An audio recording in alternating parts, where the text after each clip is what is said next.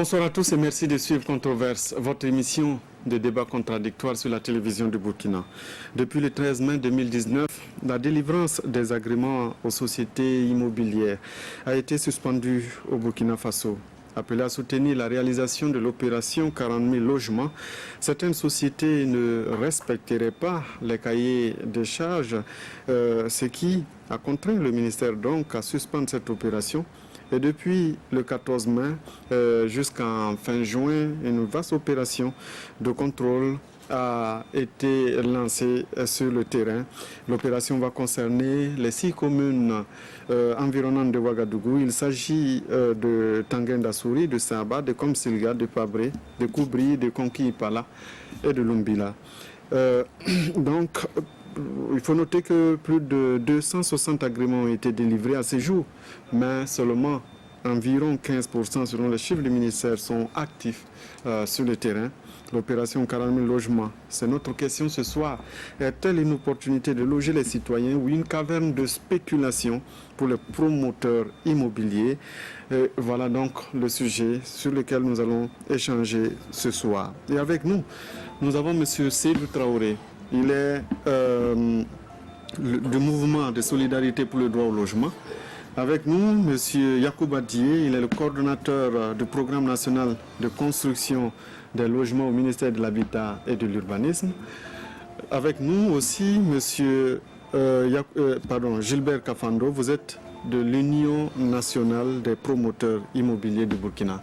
Devait être avec nous aussi ce soir M. Joseph Dipama, maire de Saba, qui ne s'est pas présenté, pourtant il nous avait bel et bien confirmé sa participation. Il n'a pas non plus décommandé.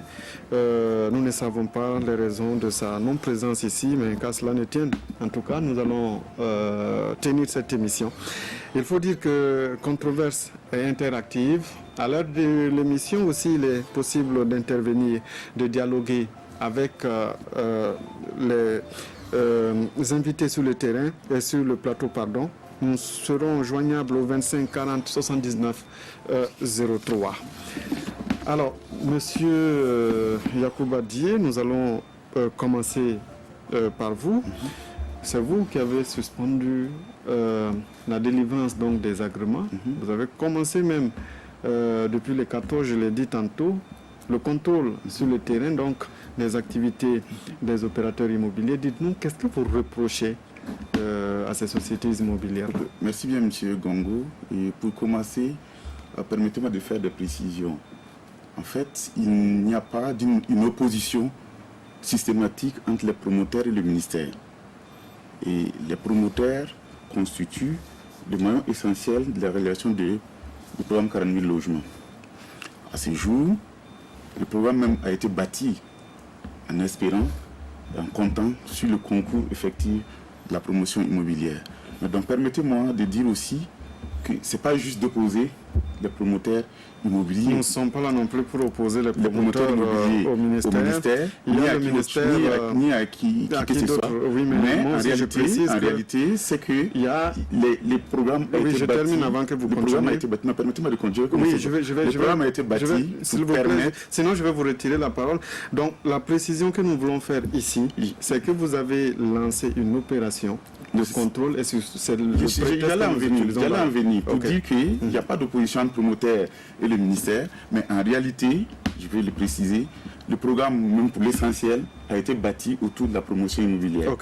Ça veut dire quelque chose. Ça veut dire quoi? Ça veut dire que le budget global attendu, le financement global du programme, c'est plus de 494 milliards et plus de 80% doit venir de la promotion immobilière.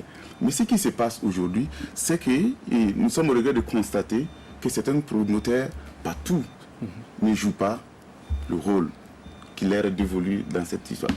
Donc nous avons constaté des écarts de situation, d'où ces contrôles-là pour essayer de recadrer les écarts. C'est quoi exactement? Les écarts, c'est quoi? Par exemple, vous avez dit tout de suite qu'on a plus de 260 promoteurs qui ont un agrément. Si par exemple, chacun devrait construire 100 logements par an, le programme était réglé. Donc cela veut dire que la construction, ça c'est une des griefs que nous faisons aux promoteurs. Vous le voyez tous les jours à la télé, qu'il y a des ventes de parcelles. D'où le ministère au contrôle de faire la situation de l'ensemble des programmes effectifs et voir qu'est-ce qui ne va pas, et recadrer. Mais je tiens à le dire que tout ce que nous réalisons, c'est avec le concours des promoteurs. Nous avons d'ailleurs, vous pouvez voir les réalisations qu'on a, on peut le dire, c'est des promoteurs qui nous accompagnent pour le faire. D'accord.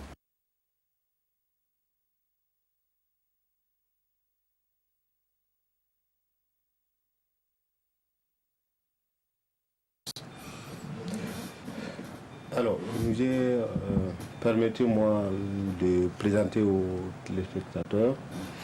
Je suis Gilbert Kafando, le secrétaire général ça, c'est déjà fait, promoteur immobilier. Ça, c'est déjà fait, donc voilà. Aller directement sur... Alors, pour répondre à cette stratégie qui consiste donc de suspendre les agréments pour des questions de contrôle, je veux simplement dire qu'il s'agit certainement pour le ministère de voir clair dans l'action des promoteurs immobiliers, ce qui est tout à fait légitime.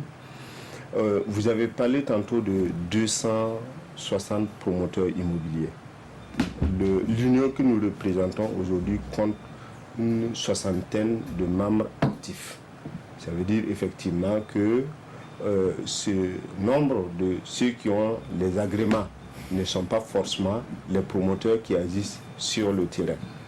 Alors, je ne dirais pas que l'action en tant que telle vise à contrôler, à s'assurer qu'effectivement on va avec des promoteurs qui vont dans le sens d'aider le ministère à équiper la population de Burkina Faso en termes de logement.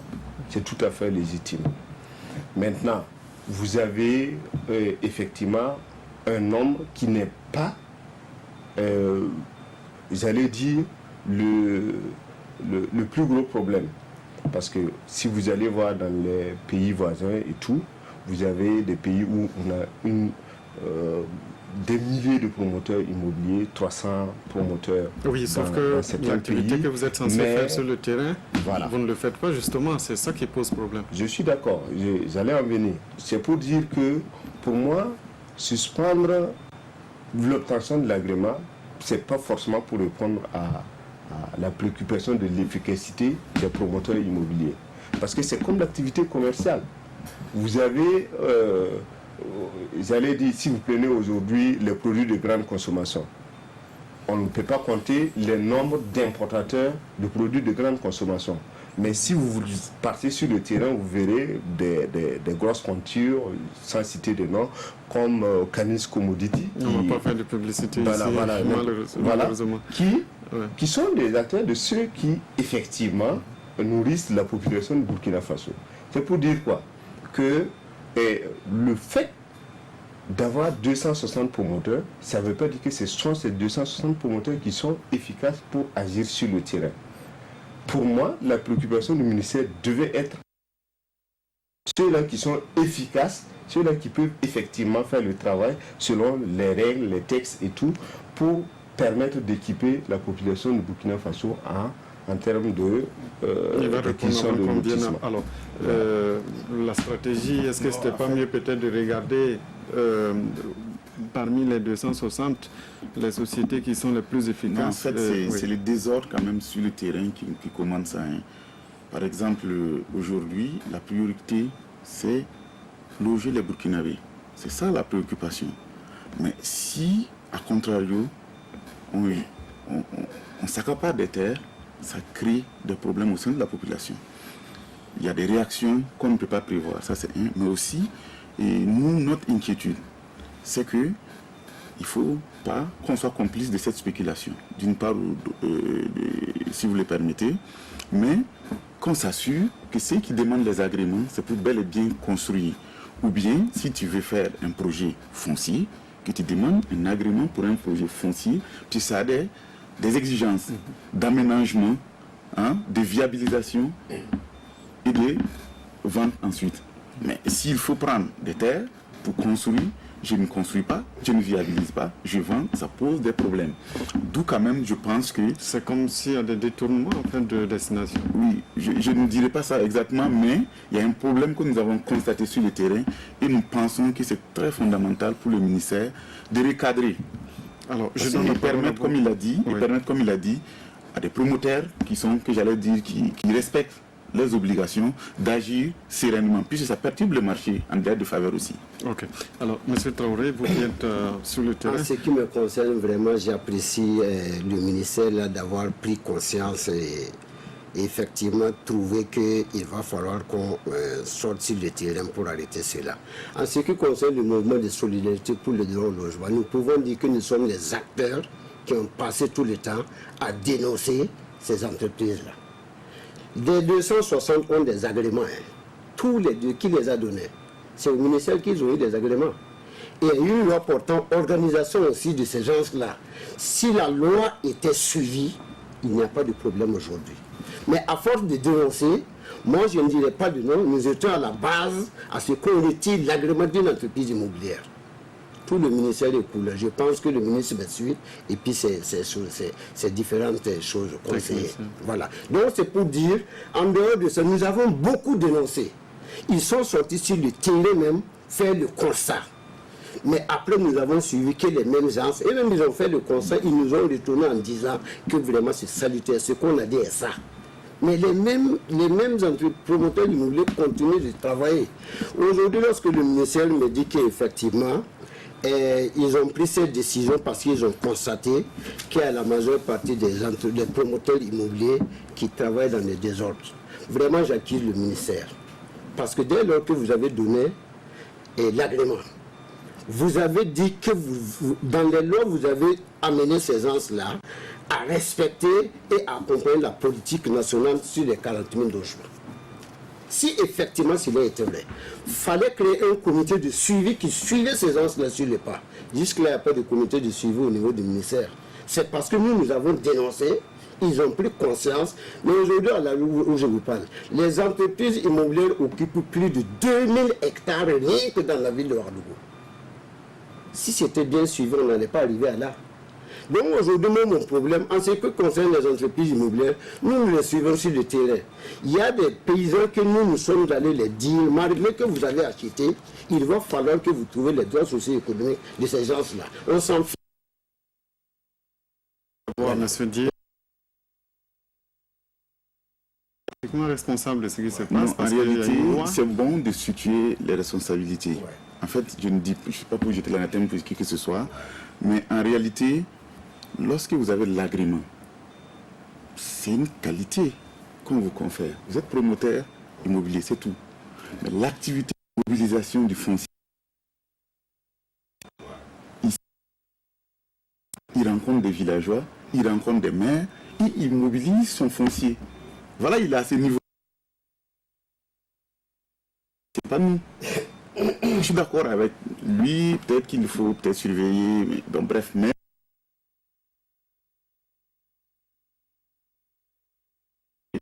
en fait, je suis en train de suivre la responsabilité. Nous, quand vous nous regardez,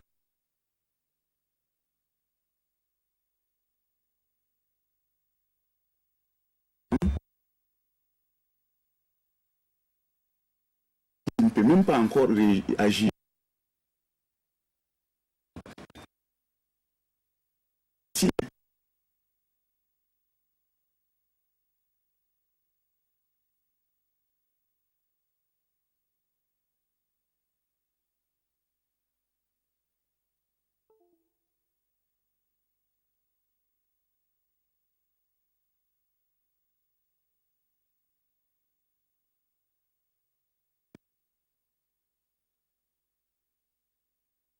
Promotion immobilière. Eh bien, on regarde des fils alors que le pas de nous. Le seul acteur. Voilà, bref.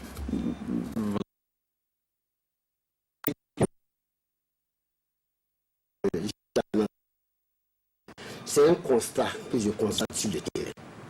Vous avez dit effectivement la loi les permet d'aller acheter les terres, mais il fallait organiser un encadrement. Et je m'en vais. J'ai constaté encore que sur le terrain, il y a pas mal de promoteurs immobiliers qui me disent j'ai conçu mon dossier, j'ai déposé, j'attends qu'on me donne l'approbation. Il dépasse 2, 3, 4 mois. Comme personne ne les surveille, il commence l'aménagement. Il fait ses fiches d'attribution, il commence à vendre. Je pense que ça, quand même, le ministère est au courant. Non, mais c'est intéressant ce que vous dites. En réalité, qui est plus proche du promoteur sur le terrain? Il agit sur un territoire communal. Absolument. Et il faut... Malheureusement, le maire n'est pas là. Il agit sur un territoire communal. Donc, ce qui veut dire que, en fait, il y a une surveillance minimum. Par exemple, moi, je suis au bureau. Si vous n'avez jamais vu, vous n'avez pas vu. Mais ça agit sur un territoire où il y a une proximité pour voir. Donc, c'est ce que je suis en train de vous dire. La responsabilité, c'est vrai, on doit mettre en place des mécanismes pour le faire. Mais en réalité, je suis en train de vous dire que l'activité, l'exercice de la promotion et de la construction de l'activité, c'est sur un territoire communal qui n'est pas, bon, qu'il faut regarder, qu'il faut surveiller, c'est vrai, mais ça pose un problème. Ça pose un problème. Voilà, ça dit que c'est pas le ministère qui lui a donné le foncier, mais il a un agrément. Personne ne lui a autorisé. Je vous dis, je peux vous montrer un exemplaire d'approbation. On dit dans l'article 2 que ce n'importe pas autorisation de lotir. Ni ça ne l'attribue pas du terrain. Mais on te dit seulement que le dossier technique que tu as présenté, que vous avez présenté en tant que promoteur, avec les données techniques, les types de construction, etc. Et vous ne vous déplacez pas sur le terrain? Non, ça c'est les documents d'abord. Oui. Puisqu'il n'a rien fait d'abord. Okay. Il y a un document qu'il a envoyé. Quand on regarde le document, qui techniquement, on dit voilà, on lui donne un arrêté, le document technique que vous avez présenté est valable. Ça vous permet d'aller de l'avant, mais ce n'est pas pour aller agir. Aller de l'avant, ça veut dire quoi? Il va monter maintenant un dossier pour venir demander et revenir au ministère. Et le ministère de l'Habitat va saisir le ministère des Finances pour dire donner de la propriété à ce monsieur pour son dossier. Ça peut être les titres fonciers ou un bail, etc. Et donc, si il a ça, il revient. Si le ministère, il faut que le ministère des Finances même accepte, si c'est possible qu'il refuse. S'il l'accepte, ça veut dire qu'on peut aller de l'avant, on lui donne le titre foncier, il envoie une copie maintenant, on peut aller de l'avant avec l'autorisation de lotir, etc. Qui sera une demande aussi, qui sera instruite chez nous, on regardera que tout est OK, on fait, le ministre signe, il envoie à son collègue, il signe, il a l'autorisation de lotir. C'est maintenant qu'il peut agir sur le terrain. Mais qu'est-ce qu'on constate? Dès l'approbation, le monsieur commence. Il ne construit pas. S'il construit, on va le savoir. Souvent, peut-être que c'est un semblant d'aménagement ou rien. Et maintenant, c'est les réseaux sociaux souvent. Et vous voyez qu'on lance des... Vous partez même, il n'y a rien. Voilà. Et c'est là, maintenant, il faut... Il va répondre, M. Kafando. Alors, tout cela, ça vous charge naturellement. Ça nous charge naturellement, tout à fait. Mais je voudrais simplement rappeler quelque chose. Il ne faut pas sortir le Burkina dans le contexte global. Moi, quand c'est quoi le contexte global? Non, l'activité de promotion immobilière, c'est comme toute autre activité commerciale. Mais le Burkina a ses textes, comme M. Dié vient de dire. Je suis parfaitement, quand vous parlez de textes, et d'ailleurs, c'est à là que je vais en venir. Parce qu'il y a des textes qui résistent l'activité de promotion immobilière. Nous, aujourd'hui, nous sommes, d'ailleurs, au niveau de l'Union nationale de promoteurs immobiliers, nous sommes contents de voir que le ministère a entrepris des actions pour surveiller, pour dénoncer ceux-là qui ne respectent pas les règles en la matière. Mais pour revenir à l'activité en tant que telle, quand on nous parle d'accaparement de terrain, etc. et tout, mais je ne pense pas qu'il y ait un promoteur immobilier. Parce que la promotion immobilière, notre matière première, c'est la terre. Donc c'est tout à fait normal que les promoteurs entreprennent des démarches pour mobiliser effectivement des terres pour faire leur activité.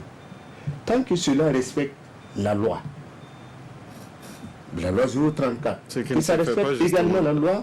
Non, je suis désolé. Mais c'est ce qu'il vient de dire. Si vous dites que ça ne respecte pas, moi je suis... Je ne peux pas dire ce que M. Dié vient de dire. Oui, je ne peux pas dire aujourd'hui, effectivement, parce que même au sein de notre organisation, nous, on essaie de dénoncer ceux-là qui ne respectent pas les textes. C'est tout à fait normal.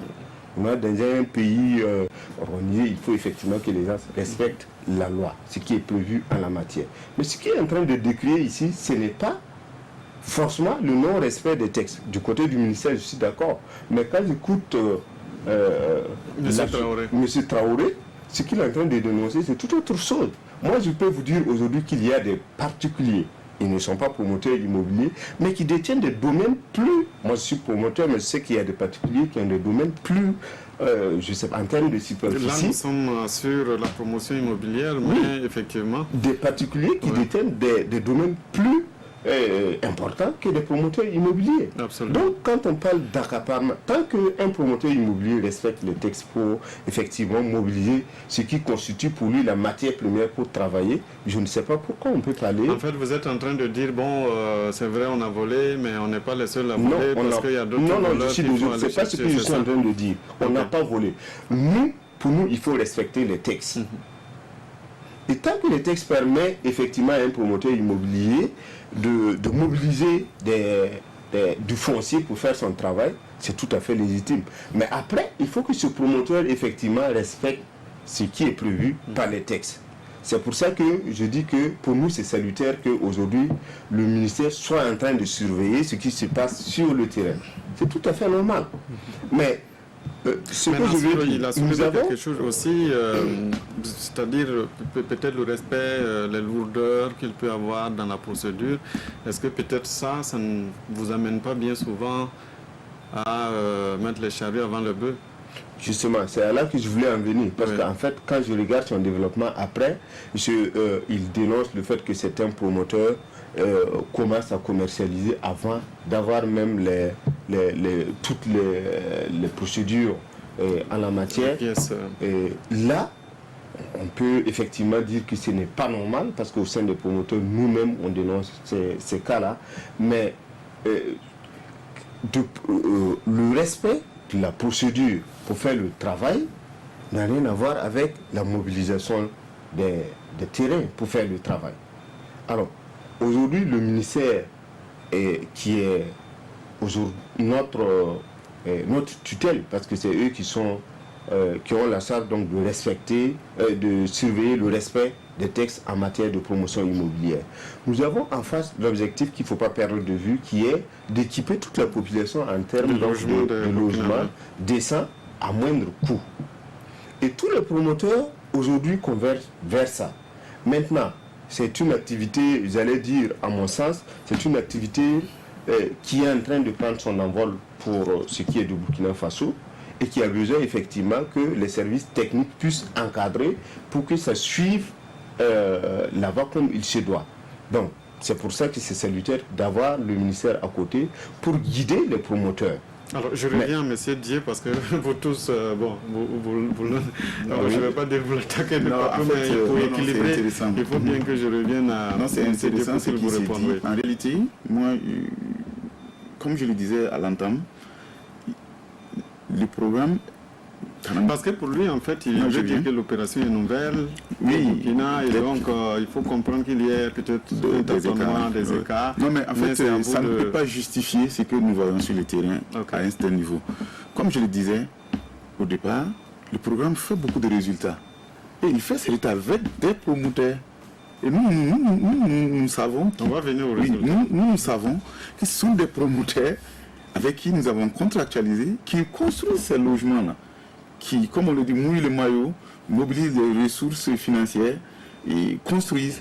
C'est-à-dire, donc, en fait, le problème, c'est qu'il y a des gens qui sont rentrés dans la promotion, peut-être sans maîtriser les contraintes liées à la promotion.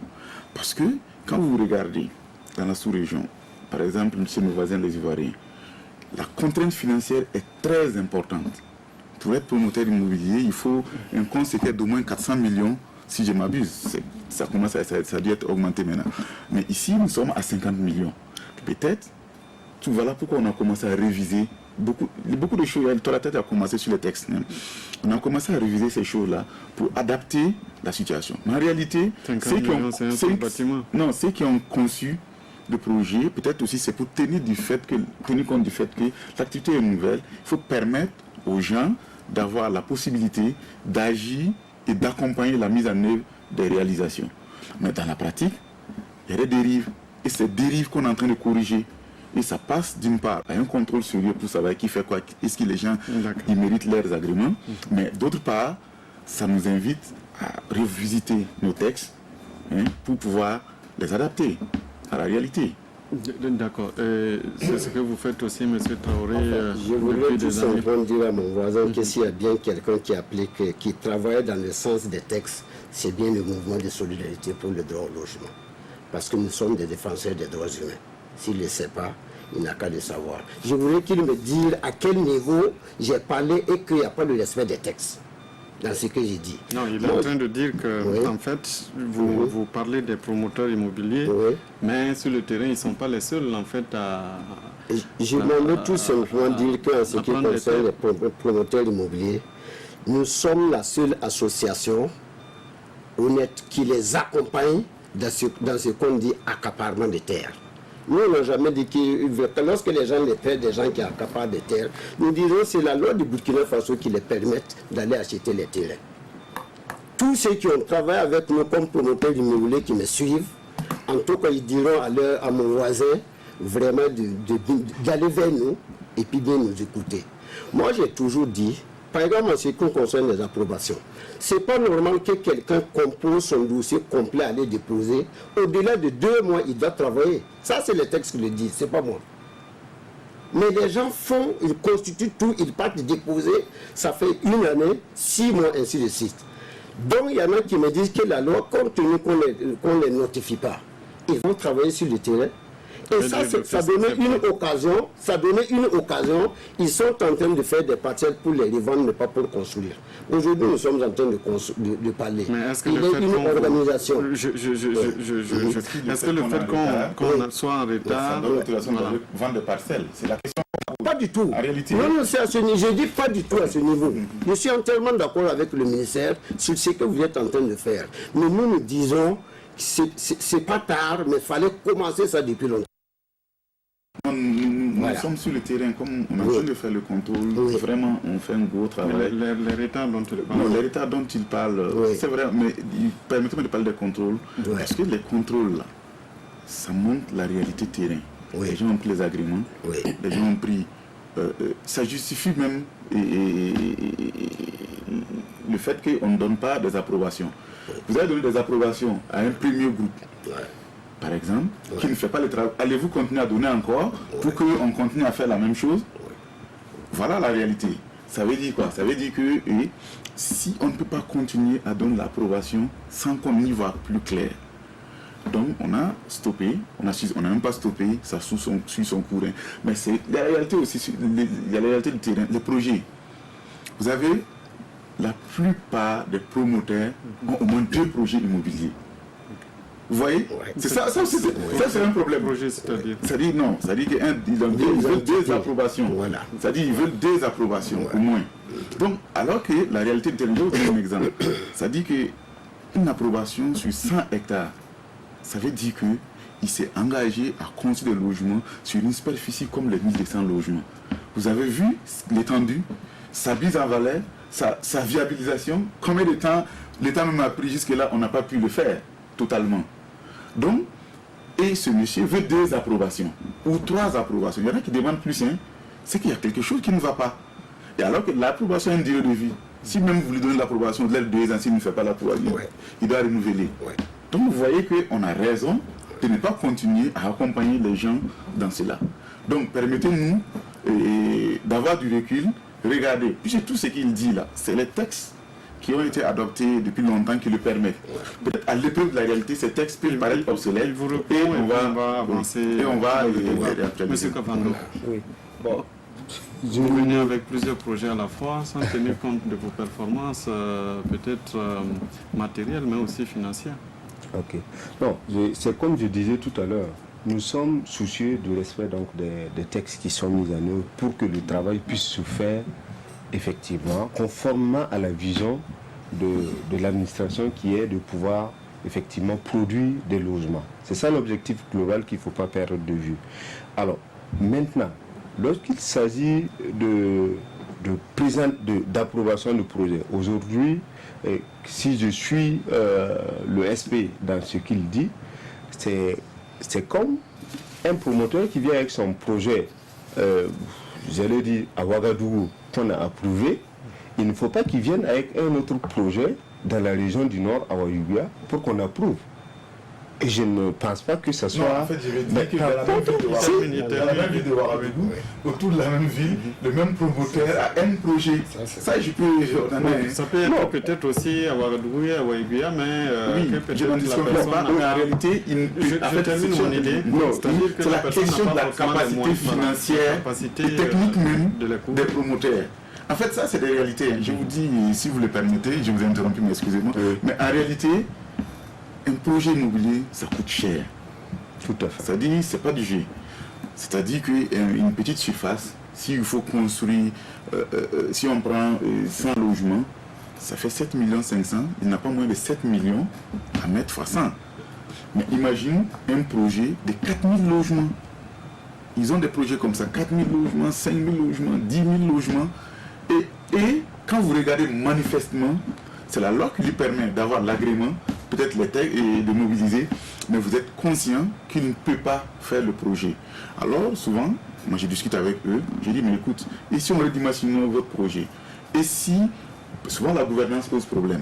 Vous allez voir quelqu'un qui va aller dans une région comme Sahara, il a 300 hectares et il veut viabiliser, construire seul. Il y a un problème de gouvernance qui va se poser. Qui va envoyer la sécurité? Qui va envoyer l'école? Qui va envoyer la santé? Même quand les autres équipements comme l'éclairage, l'eau.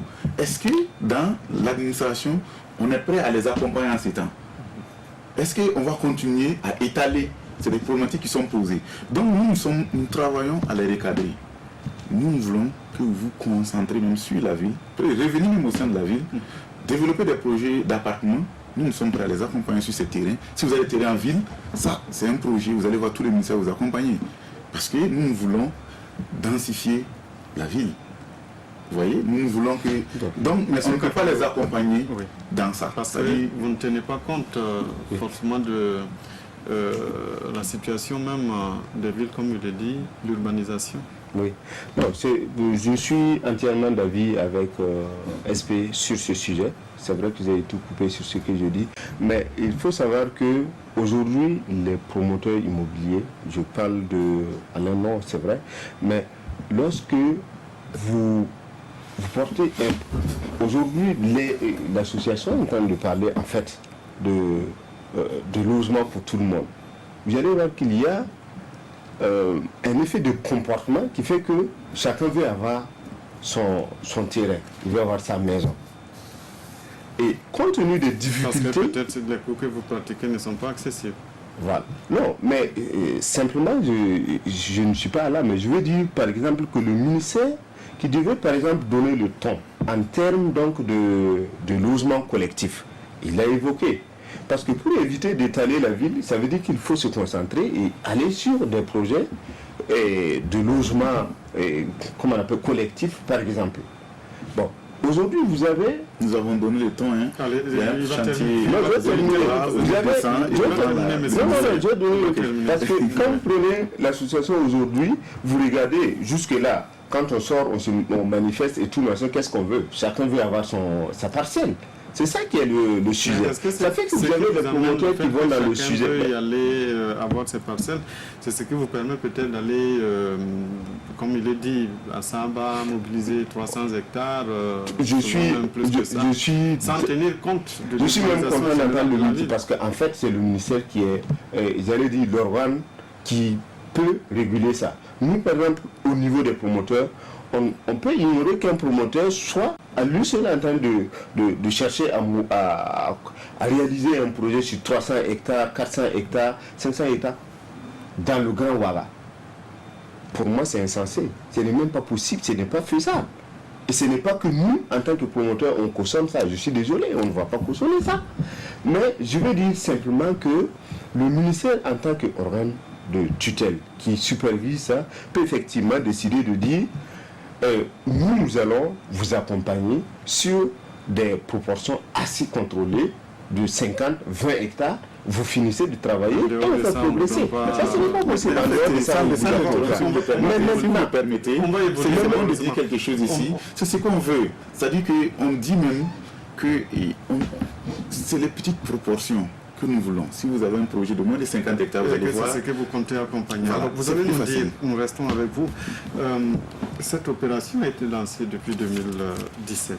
Est-ce qu'à l'heure actuelle, on peut dire réellement qu'elle permet de servir l'opération, c'est-à-dire les promoteurs immobiliers apporte quelque chose à l'opération, ou bien est-ce que ce n'est pas plutôt l'effet contraire, que c'est l'opération qui permet aux promoteurs immobiliers peut-être de s'enrichir et de faire de la spéculation? Et vous avez, en fait, c'est une perception. C'est une perception et on vous le concède. Mais dans la réalité, nous construisons régulièrement et des Burkinabés ont accès régulièrement à des logements grâce au programme 40 000 logements. À l'heure actuelle, je peux vous dire, et on a procédé à la commercialisation de 1262 logements dans la ville de Ouagadougou. C'est vérifiable. Et je peux vous donner des exemples encore. Quand vous prenez la ville de Gawa, c'est 495 logements qui ont été réalisés dans le cadre de la célébration du 11 décembre là-bas. Pour une ville comme Gawa, c'est quand même intéressant. Vous venez à Manga récemment, c'est 500 logements qui ont été développés, y compris les logements des forces vives, la cité des forces vives. À Tinkorogo, il en sera de même. À Banfra, nous avons anticipé. Donc, c'est les Burkinabés qui accèdent régulièrement au logement grâce au programme des 40 000 logements, avec l'accompagnement des promoteurs immobiliers. C'est la relation que nous voulons faire ici. Nous ne disons pas, est-ce que vous, non, au sein du ministère, qu'il soit privé, la relation entre... Est-ce que ce soit le CGC qui est le promoteur public ou le promoteur privé? Pour ne pas faire la publicité, sinon je peux vous donner des entreprises qui travaillent régulièrement avec nous, qui nous accompagnent. Je vous donne des exemples. À Basenko, on a donné 300 logements à une entreprise. Il a livré ses 200. Il a livré ses 100 logements. Vous prenez à Banfora, il y a une entreprise, il y a un promoteur immobilier comme tout le monde. On lui a donné 100 logements en peu de temps et il a tollé pratiquement les 42. Il va livrer avant même date. Donc, il y a des cas de promotion. En fait, quand ils viennent comme ça, ils n'ont pas besoin de prendre rendez-vous chez moi. Ils peuvent venir tous les jours parce que c'est des gens accompagnés. S'ils ont des problèmes administratifs, vous êtes obligé de courir pour les accompagner. Je vais dire une chose ici. C'est ce qui est important depuis le début que je voulais dire. En fait, il n'y a pas d'opposition entre promoteurs et ministère. Mais il y a des individualités au sein des... Est-ce que ce n'est pas la majorité plutôt? Bon, je n'ai pas fait les statistiques pour dire, mais une grande partie n'agit pas. Ils ne construisent pas. Puis les projets des promoteurs... Je vais poser la même question à M. Seydou Traoré, vous qui êtes aussi sur le terrain. Est-ce que vous pensez effectivement que ces promoteurs, ces sociétés immobilières-là, contribuent véritablement à cette opération? Bon, l'esprit était effectivement conformément au texte qu'ils accompagnent à construire. Mais je parle sous contrôle du ministère. Il a bien dit qu'ils ont donné à des entreprises immobilières qui ont construit. Moi-même, si vous me dites de donner les noms, je les connais. Mais en dehors de ça, est-ce qu'il peut donner dans d'autres quartiers qu'à Basenko, qu'une entreprise immobilière, en tout cas, a pu construire? Effectivement, les choses, les bâtiments, choses comme ce qui se trouve à Basenko. Je ne pense pas qu'il y en a. À Basenko, nous, on a suivi, on connaît très bien ce qui s'est passé là-bas. Les entrepreneurs qu'ils ont donnés, qui ont travaillé aussi, nous les connaissons. Les mêmes entrepreneurs sont allés ailleurs encore, construire et puis mettre en vente. Mais c'est minime. Si effectivement c'est ça, l'accompagnement de la politique, je demande au ministère de réviser les textes pour les cadrer vraiment. Il a tout à fait raison. Oui. Et si, comme je l'ai dit, si sur les 260 promoteurs effectivement enregistrés, chacun construit 100 logements par an, peut-être l'affaire, comme on le dit, était réglée. Donc il faut forcer de reconnaître que beaucoup traînent les pattes et ils n'ont pas peut-être les moyens financiers, ou ils n'avaient pas pris la mesure de ce qui les attendait en tant que promoteurs, et donc ce qui fait qu'ils n'arrivent pas à occuper le terrain. Mais je pense que ça c'est tout à fait juste, je suis d'accord, mais c'est comme je l'ai dit d'entrée, l'activité de promotion immobilière c'est comme toute autre activité, c'est comme l'activité commerciale de manière générale. Vous avez, c'est pas parce qu'on a donné aujourd'hui vous partez dans les pays voisins, vous verrez des pays où on a 1000 promoteurs immobiliers, mais ce n'est pas ces 1000 là qui tirent l'activité vers le haut, je suis désolé. Mais ce qu'on reproche, c'est qu'au lieu de construire, ils font autre chose. C'est ça le problème. S'il avait l'agrément, ils attendaient nécessaire. Mais les textes prévoient aussi des sanctions pour ça. Oui. Et nous, il n'est pas contre qu'on sanctionne un promoteur qui ne respecte pas les textes. C'est qu'il il faut le sanctionner. D'où le contrôle pour faire l'état des lieux. Et il ne faut pas qu'on a sanctionné. Hein. Il y a un monsieur qui avait, bref, je ne vais pas dire les noms ici, voilà, qui avait planté des bombes dans une zone, son agrément a été retiré, il y a des gens, ça a été suspendu, et à venir, après le contrôle, ça va être très douloureux. Beaucoup de gens vont perdre leur agrément, beaucoup de gens vont payer des amendes, etc. Donc, vraiment, c'est quelque chose qui se poursuit. Mais il faut pas juste aller dans le sens de sanctionner. Je pense que le rôle du ministère... des sanctions, son rôle, c'est de l'accompagnement. Comme je l'ai dit d'emblée, c'est une activité nouvelle pour certains promoteurs qui sont arrivés dans le domaine. Et en tant que novice, il y a les textes. Je suis d'accord, il faut les respecter parce que on ne peut pas naviguer à vue. Mais les promoteurs, pour qu'ils soient efficaces, ça ne dépend pas forcément de ce qu'on est en train de dire ici. Je pense qu'il y a un certain nombre de mécanismes. Mais allez-y, quel type de mécanisme? Parce que l'opinion veut comprendre. Non, c'est aujourd'hui vous prenez, il faut analyser qu'est-ce qui fait que les promoteurs, les logements, je ne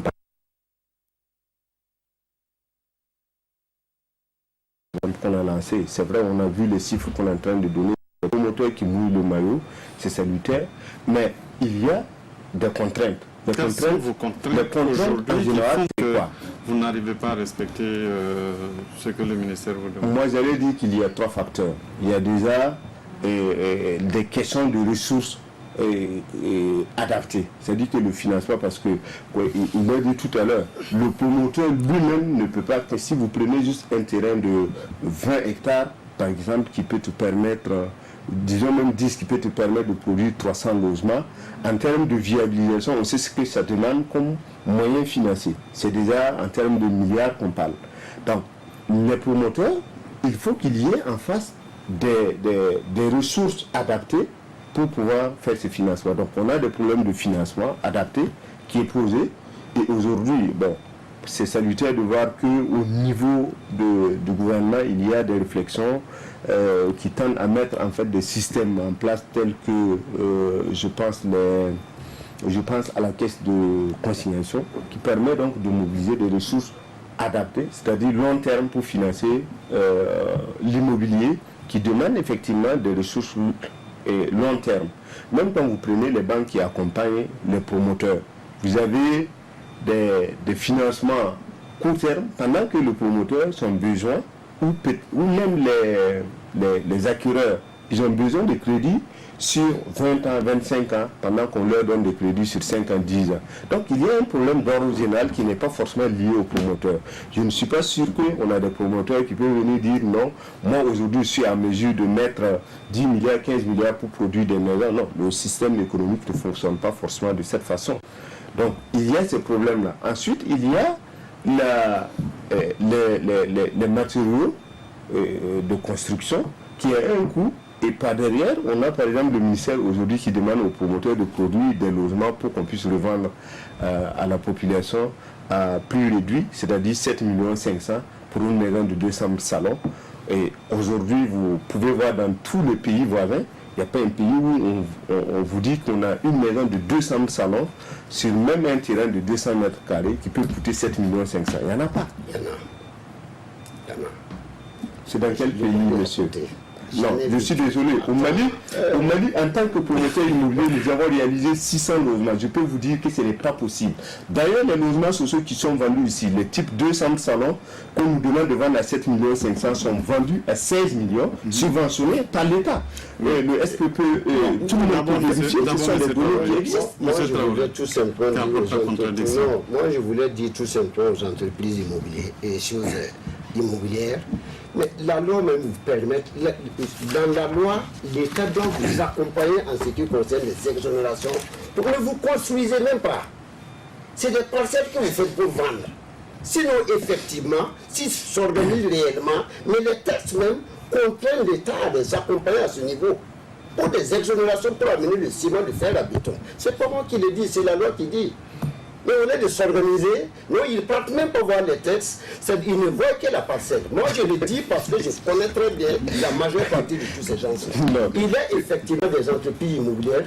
Quand le ministère dit qu'effectivement, c'est une question de moyens. J'en connais des entreprises immobilières, même si 200, 300, si on les encadrait, ils auront les moyens pour construire. Parce que moi, il y en a qui m'appellent, je m'assois avec leurs partenaires, qui veulent amener des milliards et des milliards. Mais ils veulent qu'effectivement l'État les accompagne. Mais ils ne savent pas comment faire pour contraindre l'État en fonction des textes les accompagner. C'est ça le problème. Sinon le ministère est là. Oui, parce que le ministère est prêt pour les accompagner.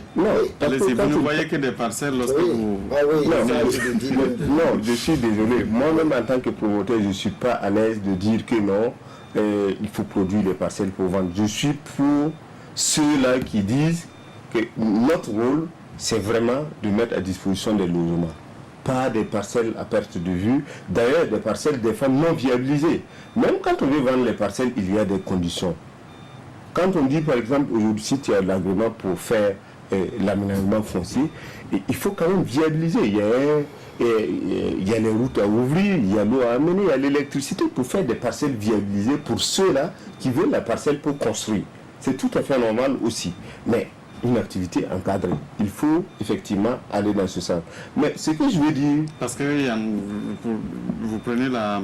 Vous avez des promoteurs aujourd'hui pour la promotion immobilière et ça se transforme en promotion foncière. Oui, et même une promotion foncière qui n'est pas faite dans les règles de l'art, parce qu'en réalité, on est en train de vendre des parcelles dans des zones non viabilisées, on n'a pas mis l'eau, on n'a pas mis l'électricité, on n'a pas tassé les routes. Non, je n'ai pas fini, excusez-moi. Ce que je veux dire, oui, très rapidement, ce que je veux dire, en termes donc de construction de logements, vous parlez d'exonération. Les textes existent, mais vous n'avez pas un seul promoteur au Burkina aujourd'hui qui peut dire que lui, il n'a pu bénéficier en fait de ces exonérations. C'est pas parce qu'il n'y a pas de démarche dans ce sens. Nous avons rencontré le ministère à plusieurs reprises pour ça. L'ensemble des intervenants, nous avons demandé à ce qu'il y ait des cartes de concertation pour rendre opérationnelles ces dispositions-là qui existent, mais qui ne sont pas pratiquées sur le terrain et qui handicapent la production de logements. Oui. Donc, je pense que c'est dans ça qu'il faut... Et merci beaucoup. Parce ils ont évoqué des sujets très intéressants. C'est deux questions en même temps. La question de l'offre de logement et la question de l'accès au logement par les acquéreurs finaux. Alors, la question de l'offre suppose qu'il y ait une technologie maîtrisée de construction, un modèle financier maîtrisé par le promoteur d'abord. Ça, c'est indiscutable. Hein. Ça veut dire quel système, quel mécanisme en fonction des données locales il a pour projeter son idée et le transformer en logement et gagner. Ça, c'est lui. Ça veut dire quoi? Ça veut dire que le modèle financier doit être maîtrisé. Ça veut dire que la technologie, je vais vous donner un exemple. La productivité est très importante. Vous pouvez construire brique par brique, logement par logement. Moi, j'ai des modèles où j'ai vu les gens, ils vont faire l'ensemble des toits des logements par une machine et ils prennent par des grilles de pause. Ils déposent. Donc, il a le temps. Ou bien l'ensemble des briques du chantier, ils le font en une seule journée. Parce qu'ils ont une pondeuse qui va pondre tout, et il y a une bétonnière qui vient. En fait, c'est toute cette capacité qu'il faut développer pour être un promoteur capable de répondre aux exigences. Ça y va aussi du modèle financier. Quel type de relation, quelle est sa capacité financière d'abord? Il faut qu'il soit solide pour entreprendre ces choses-là. Et aussi, l'autre chose, on ne peut pas continuer à construire comme on le fait. Est-ce que nos matériaux là, c'est adapté pour aller vite et en quantité et en qualité? Dans d'autres pays, surtout en Europe, vous allez voir, l'ossature est dure, mais l'intérieur est fait avec des petites brilles ou d'autres choses. Donc, en fait, c'est toute cette technologie qu'il faut maîtriser pour augmenter l'offre de logement. Nous y avons pensé, on travaille avec eux, mais nous, on est en train d'échanger avec les gens dans le monde pour qu'ils soient en contact avec les partenaires locaux et pour le transfert de compétences et de technologies. L'autre question, qui est très fondamentale sur laquelle les équipes au ministère travaillent, c'est comment favoriser l'accès au logement. Vous voyez, on a 40 000 logements à produire. Nous avons déjà des milliers. Et dans peu de temps, on aura des dizaines de milliers. Et qu'est-ce qui est fait pour permettre aux Burkinabés d'y accéder, tenant compte de ces revenus? On se rend compte, comme ils l'ont dit, les 7,5 millions et avec la même superficie, c'est difficile de trouver ça dans la sous-région. Moi, j'ai fait le tour aussi à Abidjan. Et je vous donne l'exemple, hein, c'est important parce que les gens vont dans les réseaux sociaux. Qui n'a pas le même niveau de vie aussi que le Burkina. Oui, les gens vont dans les réseaux sociaux faire les photos de logements sociaux en Côte d'Ivoire, venir faire le logement ici, faire des comparaisons. En Côte d'Ivoire, le logement social, à un seul moment que je suis allé visiter, c'est 150 mètres carrés de terrain. Et ça fait 13 millions les moins chers. D'où la viabilisation. Si aujourd'hui, on dit à Basenko, au lieu de 7 millions, payer 15, le supplément va bitumer la voie. Puisque nous donnons la terre gratuitement. La terre est donnée gratuitement à l'acquéreur aujourd'hui. La viabilisation de 7500 francs le mètre carré, c'est gratuit. Les exonérations au niveau des impôts, on dit qu'on ne donne pas d'avantages. Ils enregistrent à un taux forfaitaire. Donc il y a des avantages. Donc, toutes ces choses-là font qu'on peut améliorer, on doit améliorer. Et il faut tenir compte de l'environnement national. Aujourd'hui, il y a pas de la caisse de dépôt de consignation. Quel modèle financier il faut mettre en place pour permettre aux jeunes Burkinabés qui a besoin de logement d'avoir un taux faible et sur le long terme. C'est toute la réflexion qui se mène actuellement au ministère. Et je suis sûr que nous allons faire des propositions dans les jours à venir. Parce que on a une nouvelle institution, la caisse de dépôt de consignation, qui est adaptée. Et quelle discussion. Donc nous sommes en train de déposer le dialogue avec l'ensemble des partenaires. Parce qu'il s'agit ici de faire en sorte que l'accès au logement soit le moins coûteux possible. C'est-à-dire l'accès au logement doit être le moins coûteux possible. Moi, il ne faut pas parce que je veux un logement que je détruis toute ma vie. Et je vais faire quoi après? Parce que les prêts que les gens prennent, ça coûte cher, ça pèse vraiment sur les niveaux de vie. Donc si on a un modèle qui fait en sorte que le cas de 1200, les gens ont payé 17 000 francs ou bien c'est 20 000 francs sur 20 ans. Sur 20 ans. Donc il suffit, nous sommes en train de travailler, quel dispositif il faut mettre en place? Est-ce que c'est un nouveau fonds? Est-ce que... Mais l'idée, c'est de trouver quelque chose, une forme de garantie qui va permettre aux Burkinabés d'avoir accès au logement facilement. Alors, donc, mais j'insiste sur les coûts. Oui. Les coûts, nous avons des coûts par rapport aux superficies bâties, par rapport à la parcelle, les moins chers. Ça ne se discute pas. Dans la sous-région. Alors, on va évoluer. La question justement de la promotion, sinon le détournement des agréments à la promotion foncière, qu'on constate sur le terrain, lorsque vous allez vous contrôler et que vous vous rendez compte que ces personnes ne sont pas dans les règles, qu'est-ce que vous faites des citoyens qui ont acquis ce terrain-là? Bon, ça c'est des problématiques qui vont être posées et réglées après le dépôt du rapport parce que c'est un vrai problème qui se pose sur le terrain. Et j'invite aussi mes concitoyens, les Burkinabés, de faire attention. Quelqu'un, il dit que j'ai des parcelles à 3 500 000. Ou bien une parcelle achetée, je vous donne une moto. Et prenez la peine de vérifier ou de vous renseigner, est-ce que ce monsieur, il a les différents textes. Sinon, c'est un problème sérieux. Ils sont très nombreux. Est-ce que la parcelle existe même souvent, ça n'existe pas. Souvent, ça n'existe pas. Ouais. Souvent, ça n'existe pas. On a des exemples où des écoles, ou bien la zone même n'est pas prédestinée au développement immobilier. Parce que la ville ne va pas au hasard. Il y a un schéma directeur d'ensemble qui est là. Il y a des zones qui sont destinées à la promotion immobilière. Il y a des zones qui sont destinées à l'agro-pastoral. Il y a des zones qui sont destinées au transport logistique, au agro inter qui veut s'installer quelque part.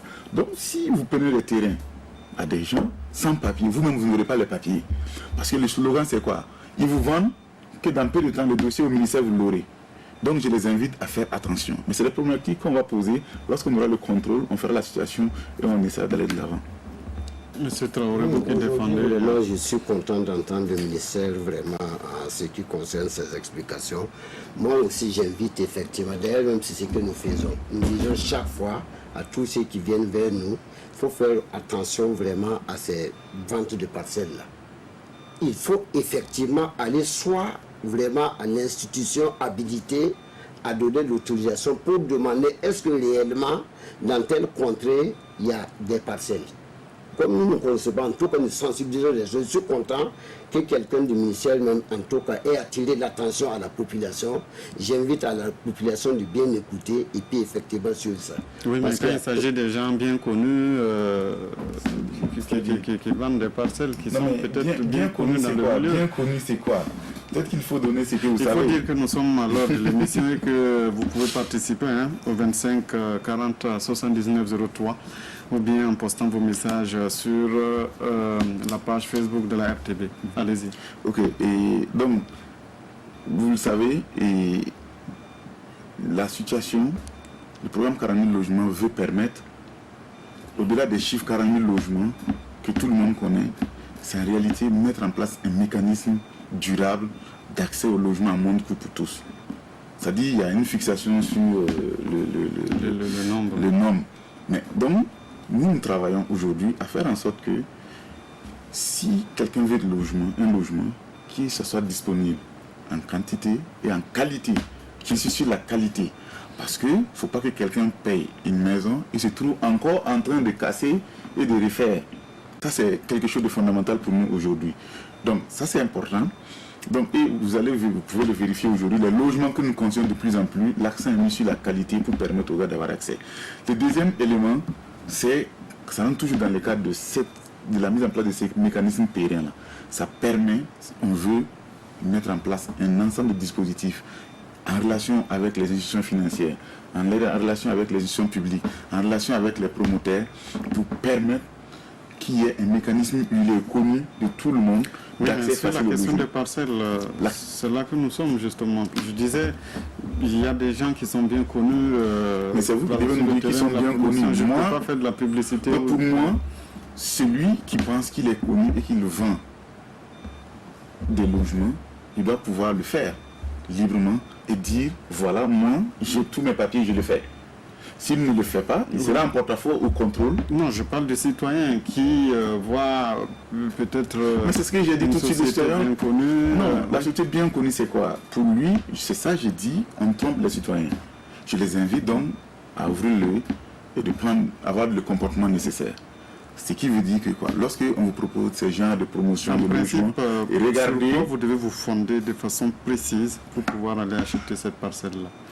S'assurer que le monsieur, d'abord, je déconseille même l'achat des parcelles. Moi, je ne suis pas là pour ça. Je ne veux même pas conseiller quelqu'un acheter des parcelles. C'est très coûteux et sa mise en valeur prend du temps.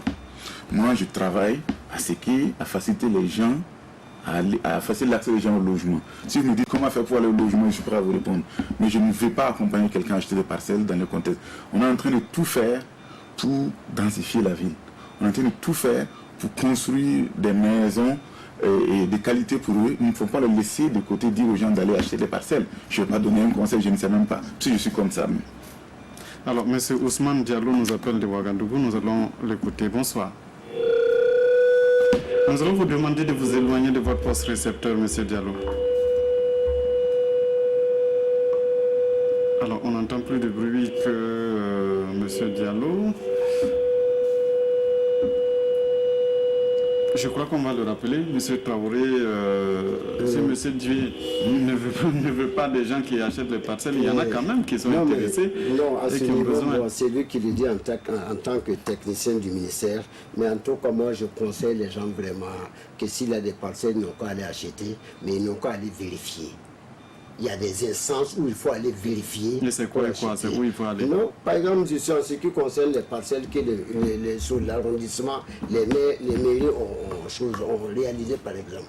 Non, là, on parle de sociétés immobilières, en fait. C'est pas les parcelles. Non, pour les sociétés immobilières, effectivement, même pour acheter, il faut aller sur le terrain faire le constat. Et puis aller au niveau du guichet unique pour voir si effectivement les PV sont posés. Il y en a beaucoup de gens qui viennent nous voir, nous vérifions. Effectivement, comme vous le dites, il y a effectivement des entreprises immobilières qui ont fait les parcelles où que si tu arrives, le lieu est vide. Je sais que le ministère parle en contournant, ils le savent très bien. Parce que dans un lieu où on doit faire des parcelles, on a dit à toutes les mairies d'avoir ce qu'on appelle poste, schéma d'aménagement directeur. Donc quelqu'un ne peut pas venir vraiment faire des parcelles dans un espace donné sans que la mairie ou le ministère ne sache. D'accord. Nous allons prendre M. Ousmane Diallo. Oui. Bonsoir. Oui, bonsoir. Nous vous écoutons. Nous allons vous demander d'éteindre votre poste récepteur, s'il vous plaît, ou vous vous éloignez tout simplement. Non, c'est D'accord, nous vous écoutons. Ok, c'est par rapport à la construction des bâtons. Par la On vous entend difficilement. Allô? Oui, allez-y. J'ai dit que par rapport à la construction au niveau On n'entend pas du tout Monsieur Diallo. Alors, donc on vous permet de réagir justement sur... Alors, quand j'écoute les interventions, c'est vrai que ici la préoccupation de l'administration, pas de l'administration, la préoccupation de la population, c'est pouvoir avoir des logements décents. Et je crois que c'est la politique donc du gouvernement, c'est de pouvoir équiper tout le monde en termes de logement. Donc, nous, en tant que promoteurs, je pense que ce n'est pas véritablement des parcelles notre activité.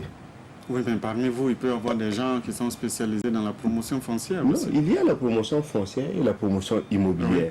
Oui. Mais ceux qui s'hasardent dans la promotion foncière, il y a aussi des conditions à respecter. Oui, notamment viabiliser les sites.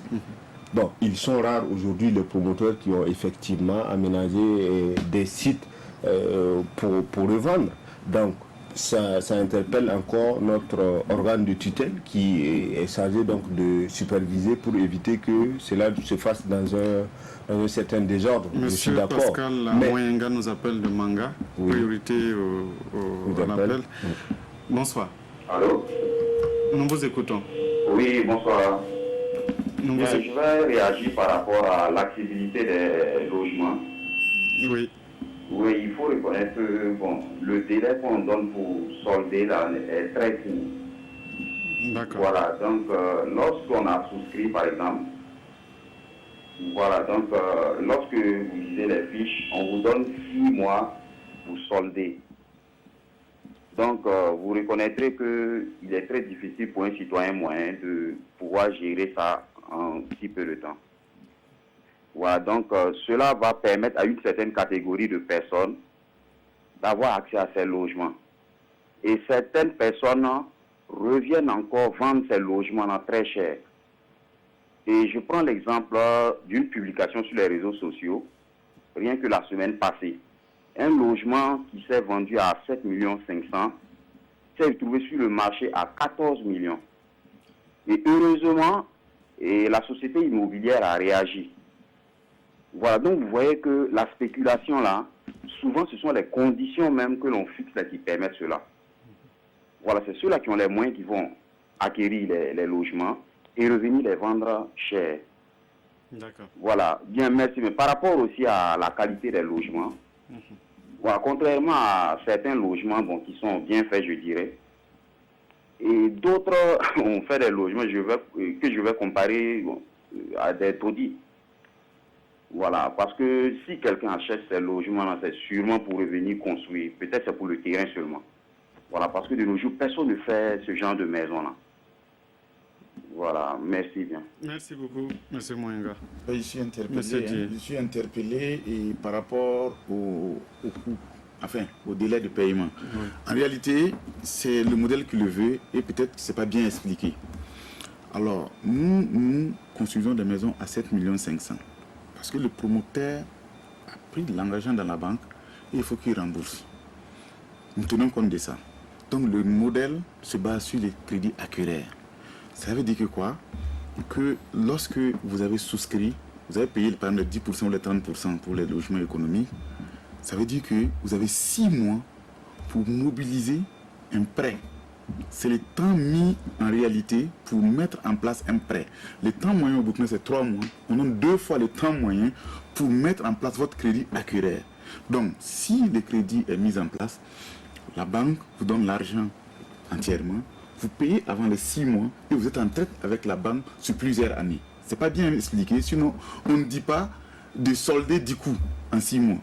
Ça veut dire que vous avez 6 mois pour mener les démarches auprès des institutions financières qui vont vous accompagner. C'est le mécanisme. Donc en réalité, le délai n'est pas court. C'est le temps mis pour mettre en place le crédit accuraire qui prend 6 mois. Effectivement, il y a eu beaucoup de fois cette question-là. Même à des gens d'un certain niveau qui viennent me voir, qui me disent de payer 7 millions en 6 mois ou 16 millions en 6 mois. Non, il n'a jamais été le cas de dire à quelqu'un, paye ton logement en 6 mois. Si vous avez souscrit, vous avez 6 mois pour mobiliser les ressources auprès d'une institution financière qui vous paye le logement et vous serez en traite à partir de ce délai avec cette institution sur peut-être 10 ans, 15 ans, ça dépend de la négociation. La question de la spéculation, ça nous le combattons et peut-être à vérifier parce que nous, notre obligation, c'est de faire en sorte que celui qui a besoin de logement ait accès au logement. Il n'est pas permis en aucun cas qu'on construit des logements sur les fonds publics en réalité, puisque c'est une subvention qui permet à que ces logements soient à 7,5 millions. On a renoncé aux taxes, aux différentes taxes.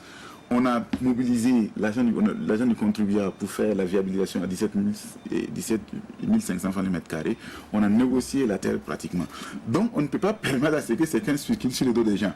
Mais malgré tout, il y a des gens qui peuvent se faufiler entre les grilles, mais dénoncez-les, et nous allons prendre les mesures qu'il faut. Et la qualité aussi. La question de la qualité, je l'ai dit tantôt. Aujourd'hui, par rapport à ce qui se faisait avant, des efforts importants sont faits pour suivre les constructions à pied d'œuvre. C'est-à-dire que la direction générale de l'architecture de la construction... On parle de taudis pratiquement, effectivement, il y a des maisonnettes qui se construisent. Dans le cadre des 40 000 logements, il y a un cahier de charges qui définit les conditions de la construction des différents types de logements. Que ce soit un logement F3, F2 ou quelque type de logement, y compris la superficie. Donc, si quelqu'un a conçu dans le cadre des 40 000 logements, il est forcément soumis à ces cahiers de charges. Mais tous les promoteurs, ils peuvent apprendre, ne sont pas dedans. Donc, si vous partagez autre chose par rapport à ce qu'il dit, le logement social, le logement social est le fait de l'État. C'est produit avec l'accompagnement de l'État pour l'État. Un promoteur privé ne peut pas faire des logements sociaux pour lui-même vendre. C'est l'erreur que les gens font. Ça, c'est important. Monsieur Aruna Ouedraogo nous appelle de Ouaga. Bonsoir. Oui, bonsoir. Nous vous écoutons. Oui. Bon, mon intervention, d'abord, je salue l'intervention de M. Dié. Voilà, par rapport à ses explications. Et ma préoccupation première, d'abord, c'est... D'abord, si vous avez deux questions, monsieur Ouedraogo, si vous avez deux questions, nous allons vous permettre de poser la première question. Vous restez en ligne. On vous répond, après vous posez la deuxième question. Ok, la première question. Oui. Allez-y. Oui, la première question, ça va à l'endroit des promoteurs. À savoir, est-ce que ce système n'est pas une arnaque quand même pour la population? Parce qu'on parle quand même en connaissance de cause. Je prends un exemple. Souvent, bon. Il va répondre sur la question précise. Est-ce que ce n'est pas une arnaque, monsieur Kavando? Je ne comprends pas en comment on parle d'arnaque. Il parle de quel système, précisément? Vous répondez, monsieur Ouedraogo. Oui, je parle de la loi quand même qui donne naissance quand même à ces promoteurs d'immobilier. Voilà, de pouvoir quand même exercer quand même le truc. Bon, moi, ma question, vous ne m'avez pas compris. Je soumets quand même un exemple parce que bon, souvent vous voyez des promoteurs immobiliers qui partent quand même sur le terrain, ils paient 1 hectare. Souvent, il y a d'autres qui exigent 4 parcelles en contrepartie quand même du propriétaire terrain. Souvent, il y a d'autres immobiliers qui viennent et ils donnent 5 parcelles par hectare. Donc, à ce niveau, il n'y a pas quand même un éclaircissement quand même à ce niveau. Est-ce que ce n'est pas une source d'arnaque pour la population? Bon, disons qu'ils ne s'entendent pas quand même sur le même mode du travail. Voilà ma préoccupation première. Vous pouvez répondre. Là, c'est suffisamment clair. Mais ce qu'il faut retenir, c'est quoi? C'est-à-dire que c'est comme lors des échanges, vous avez compris tout de suite que il y a des engagements de la part du promoteur. Maintenant, s'il y a des promoteurs qui aujourd'hui ne se soucient pas de leur propre engagement et qui peuvent prendre des décisions parce que des fois, on voit une zone qui est convoitée, donc on est à mesure de proposer 5 parcelles, 6 parcelles à l'hectare pour dédommager les propriétaires. Bon, il est difficile, le ministère est là pour dire, ça dépendra à peu près des équipements qui vont avec, mais globalement sur, on va dire, 45% sont dédiés donc à des parcelles d'habitation par rapport au domaine global. Et donc, pour dire, si vous devez effectivement viabiliser le site, viabiliser, ça suppose que vous allez effectivement ouvrir les routes, vous allez mettre l'eau, vous allez mettre l'électricité. Lorsque on a ça en tête et qu'on fait des calculs économiques, on se rend compte que on ne peut pas se permettre de dire qu'on va donner combien de parcelles à l'hectare parce que normalement tu ne vas pas rentrer dans tes comptes. Maintenant, ce système me pose un problème. Est-ce que c'est normal de mobiliser seulement sur la base d'un engagement à donner des parcelles? C'est pas mieux de le payer? Non, bon, vous avez de toute façon la procédure de mobilisation des terres, ça obéit également, comme on a dit tantôt, à des textes. C'est du commerce. C'est du commerce et donc chacun a sa stratégie, d'autres achètent. Que ce soit ceux qui achètent ou ceux qui proposent des conditions, toujours est-il que le besoin de ressources pour viabiliser, pour mettre en valeur le terrain, ces montants-là, ça reste pratiquement les mêmes montants. On prend la deuxième question de M. Ouedraogo. Oui, ma deuxième intervention, oui, c'est à l'endroit quand même du ministère. Voilà, donc est-ce que le ministère a mis quand même des organes en place pour pouvoir surveiller quand même le travail des promoteurs? Merci à vous, M. Ouedraogo. En fait, pendant que M. Dié vous répond. Non, c'est le ministère même l'organe pour surveiller. Il y a la direction du contrôle, direction générale du contrôle qui est là, qui est sur le terrain pour faire le contrôle. Donc nous avons des organes habilités à faire le contrôle. D'accord. Monsieur Traoré, moi, je voulais revenir sur la situation où il parle d'arnaque là. C'est pour dire tout de suite, le ministère peut le confirmer. Il n'y a aucun texte qui dit que dans le cadre vraiment des choses, des activités des promoteurs immobiliers, 1 hectare, il faut échanger avec des parties. Il n'y a aucune loi qui le dit. C'est une concurrence entre eux qui l'amène ici. Si le monsieur pose le problème que c'est un arnaque, parce qu'aujourd'hui, il y en a qui achètent l'hectare même à 100 000, 200 000. C'est parce qu'aujourd'hui, ils ont vu qu'effectivement les gens, les paysans ont compris qu'ils veulent plus, ils proposent des parcelles. Sinon, pour la vente, même 2 millions, 3 millions, ce n'est pas le prix d'un hectare. Mais aucune entreprise immobilière n'achète un hectare à 1 500 000. Donc c'est une concurrence entre eux. C'est une concurrence entre eux qui sont en train de donner les parts. Sinon, M. Carpando n'est pas d'accord. Non, je ne suis pas d'accord. Ça dépend de la zone. Moi, je connais des promoteurs qui ont acheté des hectares à plusieurs millions. Ça dépend de où est-ce que le terrain est situé et tout. Mais ça dépend de là où le terrain est situé. On va prendre M. Boubacar Ouedraogo qui nous appelle de Ouaga. Bonsoir. Bonsoir. Nous vous écoutons. Voilà, on vous remercie pour l'émission. Voilà, ce que moi je voulais intervenir sur une intervention à la porte au niveau du ministère de l'urbanisme. À mon sens, le ministère de l'urbanisme devait aider les communes à élaborer et à adopter les différents schémas directeurs d'aménagement et d'urbanisme et les plans d'occupation des sols. Puisque ce sont ces instruments-là qui permettent de déterminer la destination générale des terres de chaque commune.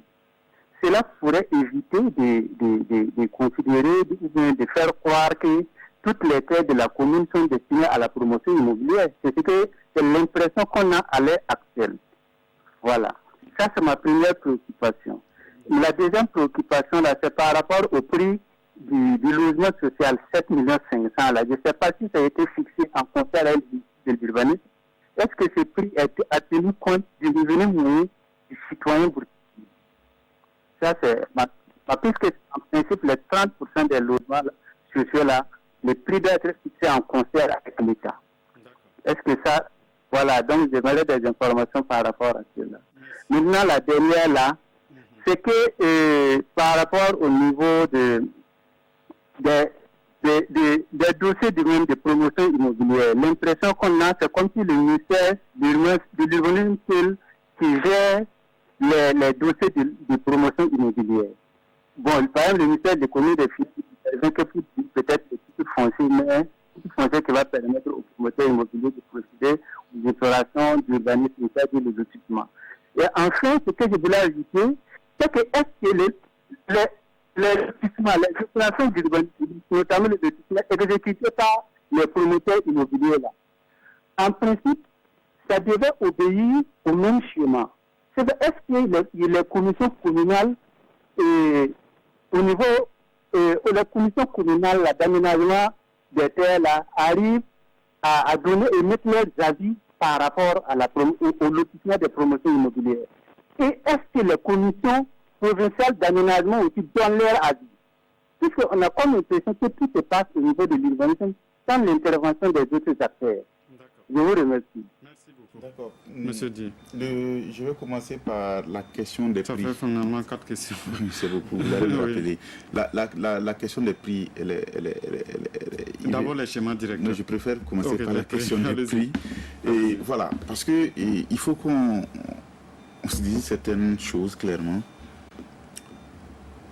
Au stade actuel, en fonction de l'ensemble des combinaisons que nous avons faites, je parle des prix du ministère, les prix que nous, dans le cadre des 40 000 logements, c'est les textes qui sont fixés depuis 2008 quand même. Et donc, nous faisons tout pour respecter 11 ans. Oui, ces prix. Donc quand même, il y a, selon moi, et des discussions que nous avons, ce serait difficile à l'heure actuelle de voir les mêmes types de maisons à un prix autre que ça.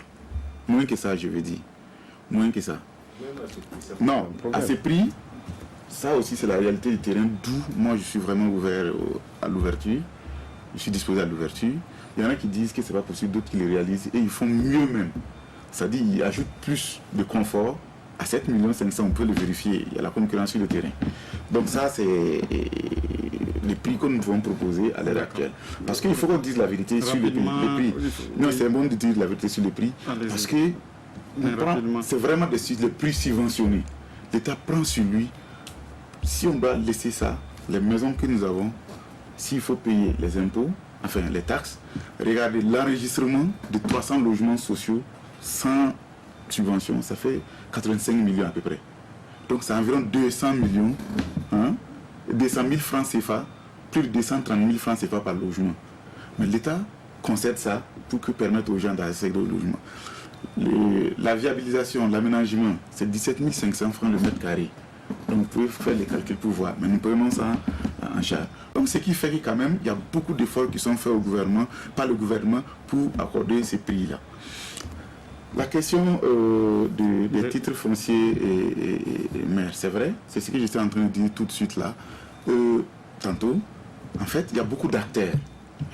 Lorsqu'on parle de propriété, il faut forcément s'adresser au ministère en charge du domaine foncier de l'État. C'est le ministère des Finances. C'est lui qui va donner les titres maires, c'est lui qui va travailler à ce qu'il y ait toutes sortes de propriétés et soient réglées.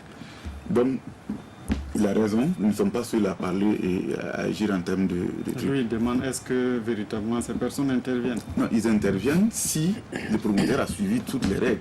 Si le promoteur allait demander un titre foncier avant d'agir. Je vais revenir sur la question du schéma directeur, puisque tout à l'heure vous avez expliqué que ce n'est pas partout qu'on peut construire des logements. Ce n'est pas partout qu'on peut construire des logements, effectivement. On va prendre M. Blaise Oumoré qui nous appelle de Ouaga. Bonsoir. Oui, allô, bonsoir, monsieur. Nous vous écoutons. Oui, je voudrais m'adresser au ministère. Je pense que l'un des principes de l'administration publique est la transparence dans la gestion de la chose publique.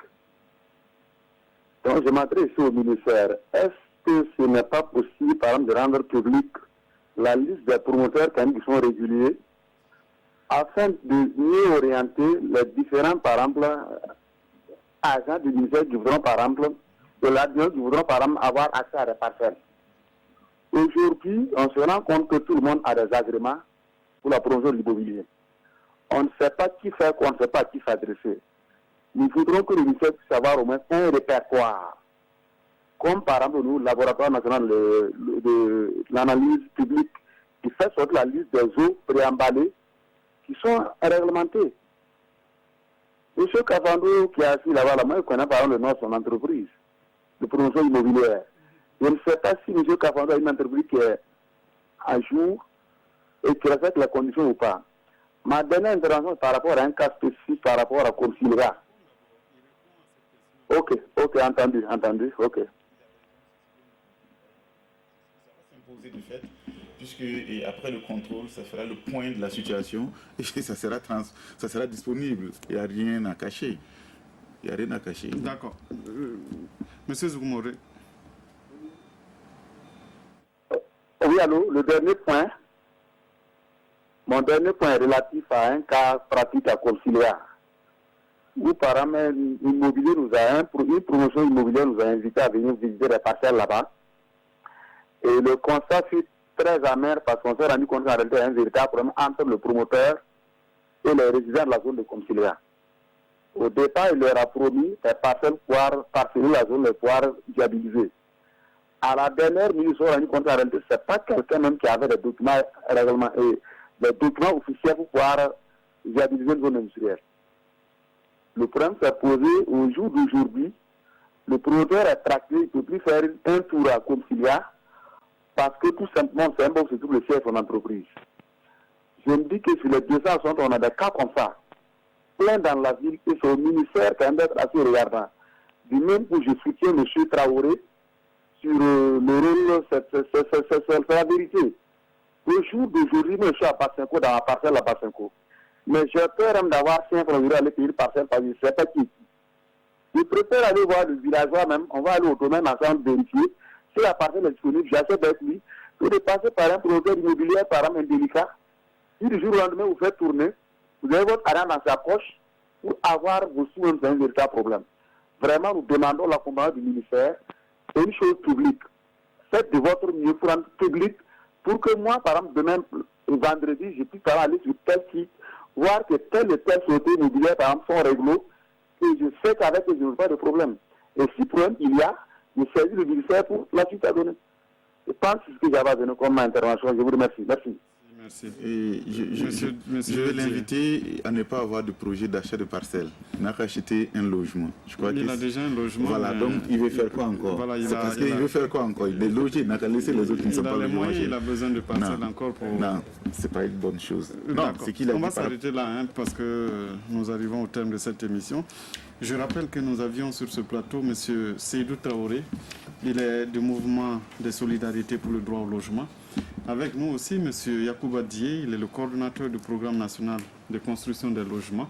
Il était sur ce plateau au nom du ministère de l'Habitat et de l'Urbanisme. Avec nous, M. Gilbert Kafando de l'Union nationale des promoteurs immobiliers du Burkina. Devait être avec nous M. Joseph Dipama, maire de Saba, mais il ne s'est pas présenté. On ne sait pas pourquoi. En tout cas, merci à vous qui êtes venus. La dernière émission du journal, la dernière édition plutôt du journal, c'est avec Christine Koulibaly et c'est tout à l'heure à 22h30. Bonne suite de programme sur la télévision du Burkina.